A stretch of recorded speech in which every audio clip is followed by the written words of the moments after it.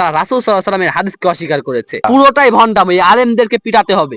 তারা হচ্ছে কাফের, তারা হচ্ছে কোনোদিন জান্নাতে প্রবেশ করতে পারবে না। স্বামী স্ত্রীকে দেখতে পারবে এটাই স্বাভাবিক, স্ত্রী স্বামীকে দেখতে পারবে এটাই স্বাভাবিক। আসসালামু আলাইকুম প্রিয় দর্শক, ইসলামিক স্পার্ক ইউটিউব চ্যানেলের নতুন ভিডিওতে আপনাদের সকলকে স্বাগতম। প্রিয় দর্শক, আজকে আমরা আলোচনা করব একজন মানুষ মারা গেলে আমাদের কি করণীয়। এ বিষয়ে আলোচনা করার জন্য আপনাদের প্রিয় দাদু আমাদের সাথেই রয়েছেন আমাদের স্টুডিওতে। দাদু, আপনার কাছে আমার প্রথম প্রশ্ন, সেটা হচ্ছে একজন মানুষ মারা গেলে আমাদের করণীয়টা কি? ওয়ালাইকুম আসসালাম ওয়া রাহমাতুল্লাহি ওয়া বারাকাতুহু। যে একজন মানুষ মারা গেলে আমাদের কি করণীয়, এটা একটা খুবই গুরুত্বপূর্ণ একটা প্রশ্ন। জি। এটা আমাদের সমাজে এটা একটা মানে খুবই মুশকিলের একটা কারণ। হ্যাঁ। যে মানুষ মারা গেছে এখন কি করব। যেটা সবচেয়ে বেশি আমাদের সমাজে বেশি কুসংস্কার বলা যায়, বিদআত বলা যায়, যেটা প্রচলিত রয়েছে, সেটা হচ্ছে মানুষ যখনই মারা যায়, আমার স্বামী মারা গেছে, স্ত্রী নাকি তার স্বামীকে দেখতে পাবে না। স্ত্রী মারা গেছে, স্ত্রী নাকি তার স্বামীকে দেখতে পাবে না। কিন্তু ঠিকই ওই স্ত্রী জমি ভাগ নেই, জমির ভাগ নাই। হ্যাঁ, এটা আমাদের সমাজে কিছু কিছু মুনাফিক কাফের আলেম রয়েছে। হ্যাঁ, এই কাফের আলেমরা এই জিনিসটা প্রচার করেছে। এই কাফের আলেমদেরকে কাছে পেলে লাঠি দিয়ে পিটিয়ে তাদেরকে দেশ থেকে তাড়াতে হবে। ফয়তা খাওয়া হুজুর যারা, এই যে ফয়তা খাওয়া, ফয়তা খাওয়া হুজুর, ঠিক বলেছেন আপনি, জিলাপি খাওয়া ফয়তা খাওয়া হুজুর এরা। এই আলেমরা ফাসেক, এই আলেমরা সমাজে খালি ইসলামের নাম দিয়ে মানুষের মাঝে দ্বিধাদ্বন্দ্ব পেশ করে যাচ্ছে। এদের দাওয়াতই দেওয়া যাবে না। এদের দাওয়াত তো দেওয়া যাবে না, এদের কোনো আলোচনা যে শুনবে সেও মুনাফিক হয়ে যাবে, এদের আলোচনাও ভুল করে শোনা যাবে না। এটা হচ্ছে আসলেই রাসূল সাল্লাল্লাহু আলাইহি ওয়াসাল্লাম বলছেন কি, দেখেন যে আয়েশা রাদিয়াল্লাহু তাআলা আনহাকে বলছেন, আয়েশা তুমি যদি আমার আগে মারা যাও তাহলে আমি কি করব, আমি তোমাকে গোসল করাবো, আমি তোমার পাশে থাকবো, আমি হচ্ছে তোমার জানাজা করাবো, দাফন কাফন করব। তাহলে ওই আলেম কি হয় বলে যে স্ত্রী মারা গেলে স্বামী দেখতে পারবে না? তালাক বলে, আবার তালাক হয়ে যায়, তালাক হয়ে যায়, সম্পর্ক বিচ্ছেদ হয়ে যায়। সম্পর্কে কি ইয়ার মোয়া নাকি যে সম্পর্ক বিচ্ছেদ হয়ে যাবে? এটা ভন্ডাম ও মূর্খতা, পুরোটাই ভন্ডাম, এই আলেমদেরকে পিটাতে হবে। হ্যাঁ, জাহেল আলেম, মাথায় কোনো জ্ঞান বুদ্ধি নেই, শুধুমাত্র ধর্মের নাম দিয়ে মানুষের মধ্যে একটা দ্বিধাদ্বন্দ্ব পেশ করে যাচ্ছে, সুন্নাতের একটা ব্যতিক্রম, সুন্নাতের খিলাফ করছে। আর ওই আলেমগুলোকে কেন কাফের বললাম জানেন? ওই আলেমগুলোকে কাফের বললাম কারণ তারা রাসূল সাল্লাল্লাহু আলাইহি ওয়াসাল্লামের হাদিসকে অস্বীকার করেছে।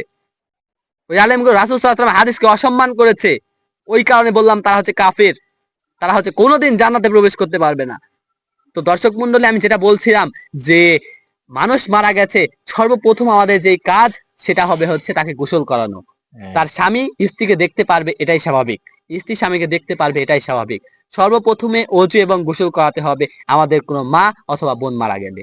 আমাদের কোনো মা অথবা বোন মারা গেছে, এখন কে গোসল করাবে? যদি স্বামী স্ত্রী না পারে, স্বামী স্ত্রীকে যদি গোসল করাতে না পারে, স্ত্রী স্বামীকে যদি গোসল করাতে না পারে, তাহলে যে পারে তাকে দিয়ে গোসল করিয়ে নিব, সুন্দরভাবে তাকে দিয়ে গোসল করাবো। গোসলটা করাবো কিভাবে, এটা একটা খুবই গুরুত্বপূর্ণ একটা জিনিস। গোসলটা করাবো কিভাবে, সেটা হচ্ছে গোসল করাবো আমরা হচ্ছে সুন্দরভাবে প্রথমে অজু করাতে হবে গোসলের পূর্বে, যেমনটি আমরা অজু করাই, অজু করে থাকি। অজু সম্পর্কে সামনে একটা ভিডিওতে আপনাদেরকে অজু কিভাবে করতে হয় সেটা আপনাকে দেখিয়ে দিব। ঠিক সালাতে যেভাবে আমরা অজু করি ঠিক সেভাবে পুনরায় আমরা অজু করে নিব।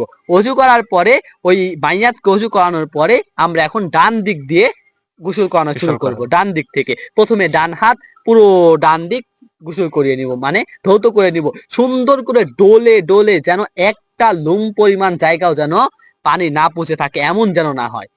সুন্দরভাবে ডোলে আমরা গোসল করিয়ে নিব, প্রথমে ডান দিক থেকে, এরপরে আমরা বাম দিক থেকে সুন্দরভাবে গোসল করে নিব। এটাই হচ্ছে গোসলের বিধান। গোসলের জন্য আপনার এক্সট্রা করে কোনো দোয়া পড়তে হবে না। আমাদের সমাজে কিন্তু এই গোসলের জন্য একটা দোয়া বের করেছে, এই দোয়াগুলো পড়া যাবে না। তো গোসল সুন্দরভাবে আমরা করিয়ে নিলাম। এরপরে যেটা আরেকটা আমাদের সমাজে বিদআত প্রচলিত রয়েছে, ওই যে আলেমগুলো বললাম, যারা জাহেল, যারা মূর্খ, ওই আলেমগুলো কি করেছে যে জানাজার সালাতে, জানাজার মাইয়াতকে মহিলাদের জন্য 5টি কাপড় নির্ধারণ করেছে তারা। কিন্তু রাসূল সাল্লাল্লাহু আলাইহি ওয়াসাল্লাম কি বলেছেন? পুরুষ এবং মহিলা উভয়ের জন্য 3টি কাপড়। কিন্তু ওই জাহেল, ওই জালেম আলেমগুলো কি করেছে? তাদের জন্য 5টি কাপড় মহিলাদের জন্য। এটা হচ্ছে পুরোটাই কুফরি। এটা করা মাত্র আপনি বিদআত করে ফেলবেন, এটাও করা যাবে না। সুতরাং 3টি কাপড়, পুরুষ হোক কিংবা মহিলা হোক, পুরুষ কিংবা মহিলা সকলের জন্য 3টি কাপড়, এটা রাসূল সাল্লাল্লাহু আলাইহি ওয়াসাল্লামের বিধান। তো আমরা সুন্দরভাবে গোসল করানোর পরে 3টি কাপড় দিয়ে মুড়িয়ে নিব। এরপরে আমরা জানাজা করাবো।